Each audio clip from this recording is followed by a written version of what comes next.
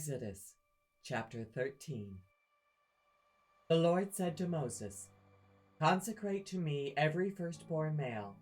The first offspring of every womb among the Israelites belongs to me, whether human or animal."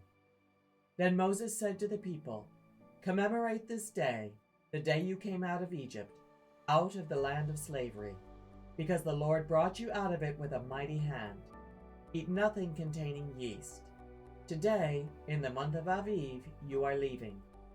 When the Lord brings you into the land of the Canaanites, Hittites, Amorites, Hivites, and Jebusites, the land he swore to your ancestors to give you, a land flowing with milk and honey, you are to observe this ceremony in this month. For 7 days eat bread made without yeast, and on the 7th day hold a festival to the Lord. Eat unleavened bread during those 7 days. Nothing with yeast in it is to be seen among you, nor shall any yeast be seen anywhere within your borders. On that day tell your son, 'I do this because of what the Lord did for me when I came out of Egypt.' This observance will be for you like a sign on your hand and a reminder on your forehead, that this law of the Lord is to be on your lips. The Lord brought you out of Egypt with his mighty hand.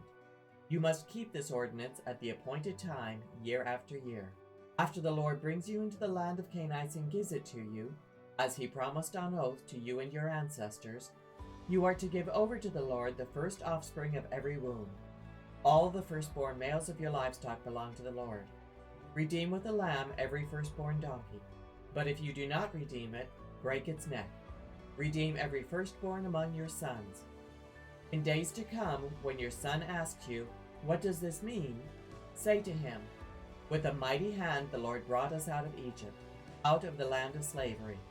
When Pharaoh stubbornly refused to let us go, the Lord killed the firstborn of both people and animals in Egypt.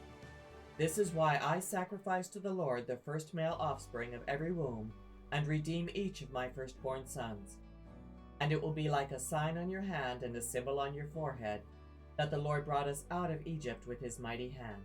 When Pharaoh let the people go, God did not lead them on the road through the Philistine country, though that was shorter. For God said, if they face war, they might change their minds and return to Egypt. So God led the people around by the desert road toward the Red Sea. The Israelites went up out of Egypt ready for battle. Moses took the bones of Joseph with him, because Joseph had made the Israelites swear an oath.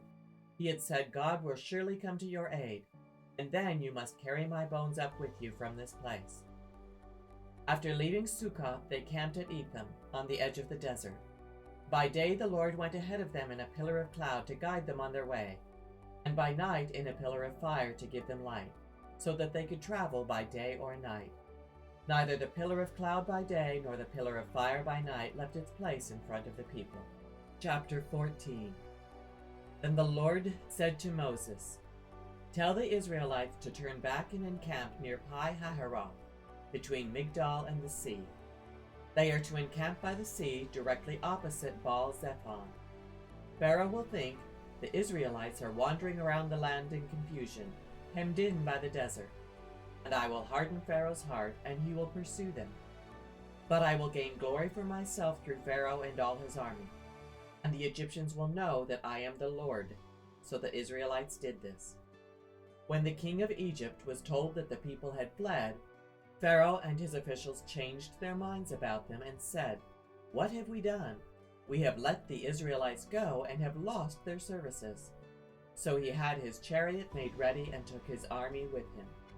He took 600 of the best chariots, along with all the other chariots of Egypt, with officers over all of them. The Lord hardened the heart of Pharaoh, king of Egypt, so that he pursued the Israelites who were marching out boldly. The Egyptians, all Pharaoh's horses and chariots, horsemen and troops, pursued the Israelites and overtook them as they camped by the sea, near Pi-hahiroth, opposite Baal-zephon.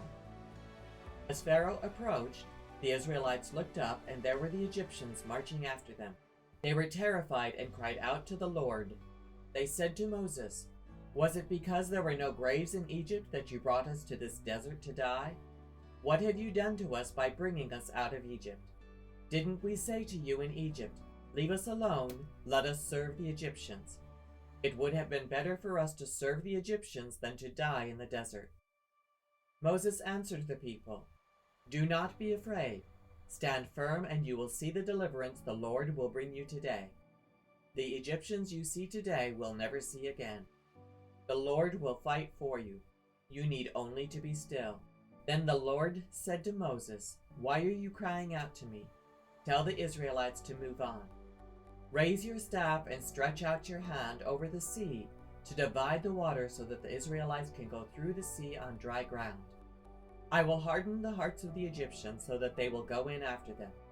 And I will gain glory through Pharaoh and all his army, through his chariots and his horsemen. The Egyptians will know that I am the Lord when I gain glory through Pharaoh, his chariots, and his horsemen."